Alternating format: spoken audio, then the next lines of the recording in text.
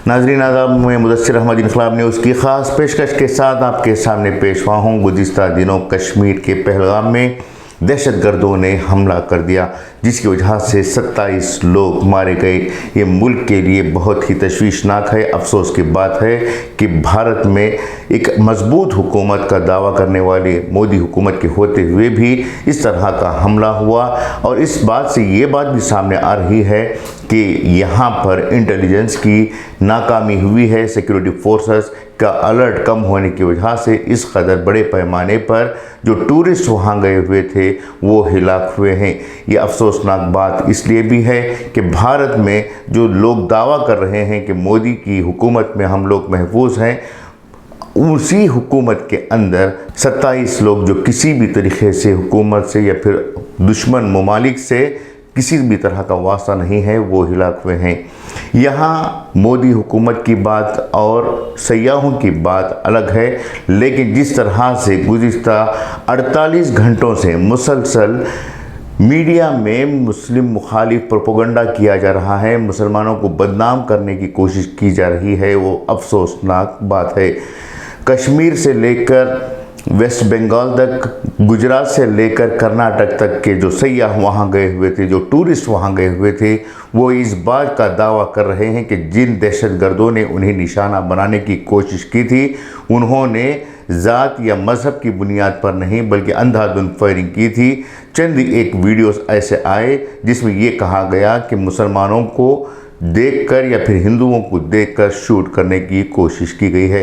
इसके अलावा तकरीबन 90% ऐसे वीडियोस या फिर ऐसे शावाहिद प्रूफ सामने आ रहे हैं जिसमें ये कहा जा रहा है कि जिन दहशतगर्दों ने मुसलमानों को निशाना बनाया, वो दहशतगर्द अंधाधुंध फायरिंग कर रहे थे और उन्होंने कभी ये नहीं पूछा कि आप हिंदू हैं या फिर मुस्लिम हैं। लेकिन इसके बाद वहाँ से जो टूरिस्ट वापस लौट रहे हैं या फिर वहाँ पर मौजूद हैं, वो लोग इस बात का दावा कर रहे हैं कि वो कश्मीर के लोगों ने उनकी भरपूर मदद की है, कश्मीर के लोगों ने उनकी मेहमान नवाजी में कोई कसर नहीं छोड़ी है। कश्मीरी लोगों ने ऐसे मुश्किल वक्त में उनका जो सपोर्ट किया है वो पूरी तरह से इंसानियत पर मुबनी है। कश्मीर में पहली दफ़ा ये भी हुआ कि दहशतगर्द हमलों के बाद पूरे कश्मीर में, पूरे जम्मू में बंद का ऐलान किया गया था, जिसकी तायद हिंदू मुस्लिम सब लोगों ने की और खुलकर इस बात का ऐलान किया गया कि कश्मीरी अवाम दहशतगर्दों के ख़िलाफ़ है। लेकिन यहाँ मीडिया ट्रेल देखा जाए तो ऐसा महसूस हो रहा है कि भारत में मुसलमानों को टारगेट करने के लिए मीडिया का एक बड़ा तबका पूरी तरह से उकसा रहा है।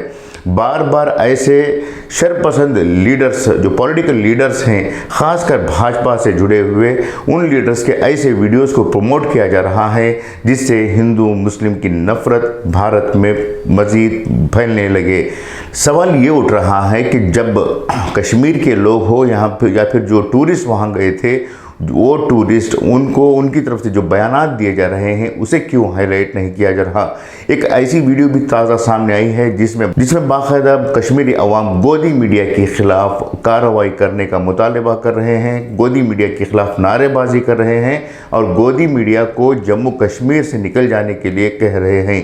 एक वीडियो में ये भी बताया गया कि एक टीवी चैनल के रिपोर्टर ने जब कश्मीर का एक शख्स, एक नौजवान अमन की बात कर रहा था, उस वक्त कैमरा ऑफ करने की बात कहकर उसे ये कह रहा था कि आप कुछ ऐसी बात करें जिससे मामला गरमाए, मुश्तअल हो जाए और लोग भिड़ने लगे। इस तरह की हिदायत जो है टीवी चैनल के रिपोर्टर की तरफ से भी पेश की गई, जिसकी वहाँ की अवाम ने सख्त मुखालिफत की है।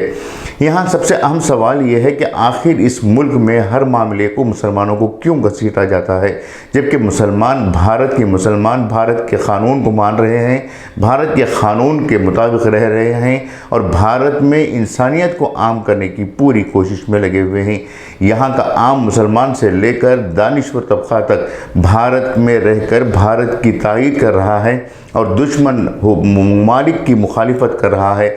लेकिन गोदी मीडिया हो या फिर बीजेपी के लीडरान हो, पूरी तरह से ये कोशिश कर रहे हैं कि यहाँ ऐसे मामलात को लेकर भारत के मुसलमानों को निशाना बनाया जाए। ये सूरत हाल उसी वक्त बदल सकती है जब भारत की अवाम मिलकर ऐसे लोगों का मुकाबला करे, भारत की अवाम मिलकर दहशतगर्दी का मुकाबला करे, जो झूठे प्रोपेगेंडे हैं उसकी मजम्मत करें, उसकी मुखालिफत करें, तब जाकर भारत में अमन व अमान, एकजहती और भाईचारगी आम हो सकती है।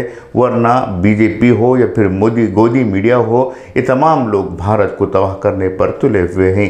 ये थी आज की अहम पेशकश। उम्मीद कि आपको पसंद आएगी। मैं मुदस्सिर अहमद इजाज़त चाहूँगा। शुक्रिया।